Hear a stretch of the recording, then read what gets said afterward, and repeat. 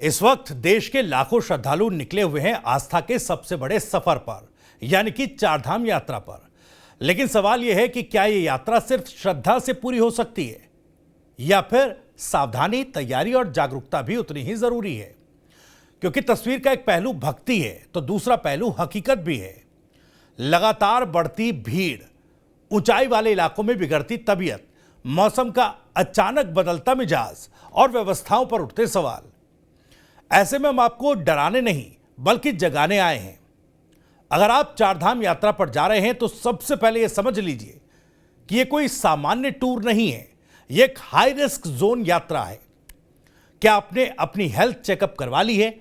क्या आपके पास जरूरी दवाइयां और मेडिकल रिपोर्ट हैं? क्या आप मौसम के हिसाब से पूरी तैयारी करके घर से निकले हैं? क्या आपने यात्रा के लिए रजिस्ट्रेशन और वैध बुकिंग करवाई है? क्योंकि कई बार जल्दबाजी और लापरवाही आस्था पर भारी पड़ सकती है। याद रखिए, ऊंचाई पर ऑक्सीजन कम होती है। एक छोटी सी लापरवाही बड़ी परेशानी बन सकती है। भीड़ में धक्का मुक्की से बचना, अनजान लोगों और फर्जी एजेंट से दूर रहना और प्रशासन की गाइडलाइंस को फॉलो करना, यही आपकी सुरक्षा की असली गारंटी है। तो इस बार चारधाम यात्रा पर निकलने से पहले सिर्फ आस्था ही नहीं, जिम्मेदारी भी साथ लेकर चलिए। खैर, चारधाम की यात्रा, श्रद्धालुओं के सवाल और ग्राउंड से आ रही खबरों पर बात करने के लिए हमारे साथ आज मौजूद हैं उत्तराखंड चारधाम तीर्थ पुरोहित महापंचायत के महासचिव डॉक्टर ब्रजेश सती जी। ब्रजेश सती जी, आपका बहुत बहुत स्वागत TV9 डिजिटल पर। सर, मेरा सबसे पहला तो सवाल यह कि चारधाम यात्रा चूंकि 19 अप्रैल से शुरू हो चुकी है और लाखों श्रद्धालु जो हैं वो चारधाम यात्रा के लिए निकले हैं, तो जो खबरें ग्राउंड से आ रही हैं, कई मौत हो चुकी हैं, ऐसे में इस तरह की स्थिति से निपटने के लिए क्या कुछ तैयारियां हैं? क्योंकि प्रशासन या सरकार की तरफ से लगातार या यूं के हर बार यह दावा किया जाता कि पुख्ता इंतजाम किए गए हैं, लेकिन अमूमन इस तरह की खबरें हर साल देखने सुनने को मिल जाती हैं। देखिए, मैं यह बताना चाहूंगा कि उत्तराखंड स्थित जो ये चार धाम है, यमुनोत्री, गंगोत्री, केदारनाथ और बद्रीनाथ, ये मध्य हिमालय पे स्थित हैं। और लगभग जो तीन धाम है हमारे, गंगोत्री, यमुनोत्री और बद्रीनाथ, ये समुद्र की गहराई से 10,500 फीट की ऊंचाई पर हैं और केदारनाथ लगभग यानी 11,500 फीट की ऊंचाई पर है। तो निश्चित तौर पे ये विषम भौगोलिक स्थितियों में स्थित ये धाम है और ये विश्व के ऐसे चार धाम हैं कि जहां 6 महीने देवताओं के द्वारा पूजा की जाती है और 6 महीने मनुष्यों के द्वारा पूजा की जाती है। शास्त्रों में कहा गया है, षण्मासे पूज्यते देवा षण्मासे मानव स्थिता, मतलब यानी 6 महीने देवताओं के द्वारा और 6 महीने नर के द्वारा ये पूजा की जाती है।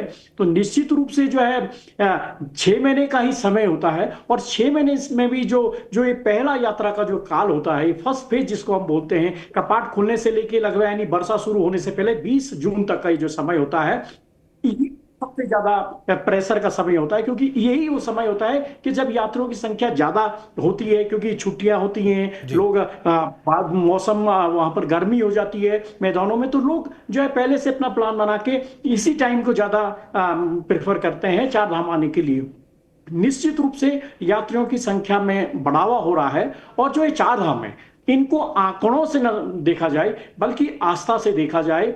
और यात्रियों में उत्साह तो है, यात्रियों की संख्या बढ़ी हुई है, लेकिन यहां पर जैसे आपने कहा कि यात्रा शुरू होने से पहले, माने कपाट बंद होने के बाद ही शासन स्तर पर जो है बैठकों का दौर शुरू हो जाता है।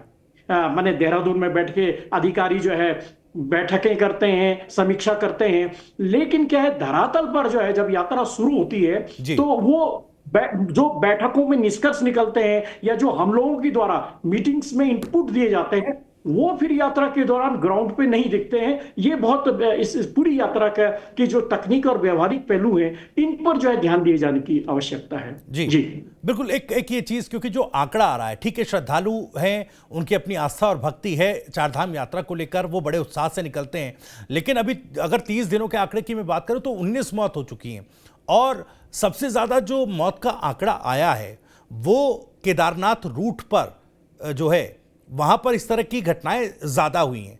ऐसा क्या केदारनाथ रूट पर है कि ये आंकड़े उस रूट पर ज्यादा बढ़ते दिखाई देते हैं और श्रद्धालुओं को जो अपनी आस्था भक्ति के साथ केदारनाथ के दर्शन के लिए जा रहे हैं, उनको किन बातों का ध्यान रखना होगा?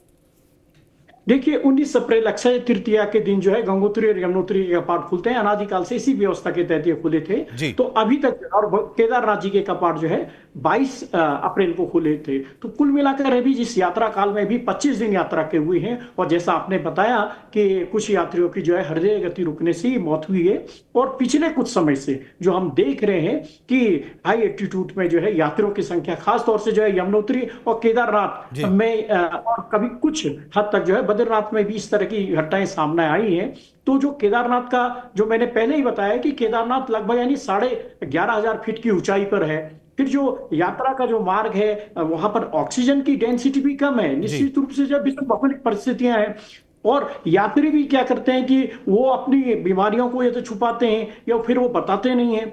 तो इस तरह की कभी कभी घटनाएं हो जाती हैं। लेकिन हाँ, ये आंकड़ा पिछले कुछ सालों से जो है हृदय गति रुकने का, हार्ट अटैक्स के केसेस जो है बढ़ रहे हैं। ये चिंता है और उस पर सरकार को ध्यान दिए जाने की जरूरत है। हालांकि इस बार जो है केदारनाथ में 50 बेड का एक अत्याधुनिक सुविधाओं से युक्त अस्पताल खोला गया। जी बिल्कुल। जो बुजुर्ग हैं, चूंकि वो भी चार धाम यात्रा के लिए निकलते हैं, हाई एल्टीट्यूड होता है, ऑक्सीजन की कमी जैसा आपने बताया, तो ऐसे में आपकी तरफ से जो आपकी संस्था है उसकी तरफ से क्या कुछ गाइडलाइंस जो हैं वो लोगों के लिए, बुजुर्गों के लिए जारी की जाती हैं और किन बातों का ख्याल लोगों को रखना चाहिए? देखिए, हम लोगों के जो चारों धामों के तीर्थ पुरोहित है, पंडा समाज है, हमारे राइट्स होल्डर है, हम शासन स्तर पर जो है चाहे मुख्यमंत्री से है, चीफ सेक्रेटरी से, हम नियमित रूप से जो है ज्ञापन के माध्यम से फिजिकली उनके पास जो है यहाँ से इनपुट देते रहते हैं। यात्रा शुरू होने से पहले भी और यात्रा के दौरान भी। लेकिन बहुत सी चीजें ऐसी होती हैं कि जिन पर जो है ध्यान नहीं दिया जाता है। तो हमारा तो यही मानना है कि यात्रा के दौरान भी लगातार जो है फीडबैक लिया जाना चाहिए। और दूसरी बात, जैसा आपने केदारनाथ में कहा, केदारनाथ में हेली सेवा की शुरुआत जो 2005 में की गई थी, पवन हंस एविएशन ने इस सेवा को शुरू किया था। तो इस हेली सेवा के शुरू करने का मुख्य उद्देश्य भी यही था कि जो बुजुर्ग हैं, विकलांग हैं, दिव्यांग हैं, असहाय हैं, जो किन्हीं स्थितियों से जो है बाबा केदार के दर्शन नहीं कर सकते हैं, तो उन लोगों की सुविधा के लिए हेली सेवा की शुरुआत की गई थी। लेकिन वर्तमान में क्या है कि 8 से अधिक हेली सेवाएं जो है केदारनाथ के लिए जो है गुप्तकाशी से, फाटा से, सिरसी से 3 जगह से जो है उड़ाने तो बढ़ रहे हैं। लेकिन आप अगर आंकड़ा उठाकर देखिए तो बुजुर्ग लोग, सीनियर सिटीजन हैं, दिव्यांग लोग हैं, असहाय लोग हैं, कितने ऐसे लोगों को जो है हेली सेवा में प्रायोरिटी दी जा रही है। ये सबसे महत्वपूर्ण बात है और ये इस चीज पे सरकार को ध्यान दिए जाने की बात है कि इन लोगों को जिनके लिए ये सेवा शुरू की गई है, आखिर उनको क्यों प्राथमिकता दर्शनों में हेली सेवा के माध्यम से नहीं दी जा रही है। जी, क्या इसमें कुछ जो बुकिंग अमाउंट को लेकर या पैसे को लेकर भी किसी तरह का घालमेल है क्या, कि भाई अगर बुजुर्ग को आप हेली सेवा देंगे तो शायद कुछ और लोग होंगे जो बुजुर्ग नहीं है और ज़्यादा पैसा पे करके वो सेवाएं जो हैं उठा लेते हैं और इस वजह से बुजुर्ग वंचित रह जाते हैं? कुछ इस तरह की तस्वीर भी बनती है क्या? नहीं, अभी देखिए पिछले साल से IRTC से जो है इन्होंने बुकिंग शुरू की है और ये जो है 15 अप्रैल को खुला था और एक ही दिन में लगभग, जैसे हमने इनपुट मिला, शिकायतें भी लोगों की रही कि मैंने 1 घंटे के अंदर ही सारे स्लॉट जो है सेल आउट हो गए थे। तो ये भी एक तो मैंने तकनीकी पहलू इस चीज का कि IRTC से जो टिकटों की बिक्री हो रही है वो आम लोग उससे कितने बेनिफिट ले रहे हैं, कितने वो लोग, क्योंकि हमारे जो जानने वाले उन्होंने भी ट्राई किया था तो उनको तो एकदम इस सुविधा का लाभ नहीं मिल पाया। तो ये भी देखने वाली बात है कि आखिर सरकार को एक कोटा फिक्स कर देना चाहिए। बिल्कुल, IRCTC से बुकिंग होने के बावजूद बुजुर्गों तक या जरूरतमंद जो लोग हैं उन तक हेली सेवा की सर्विस जो है वो पहुंच नहीं पा रही है, आप कह रहे हैं।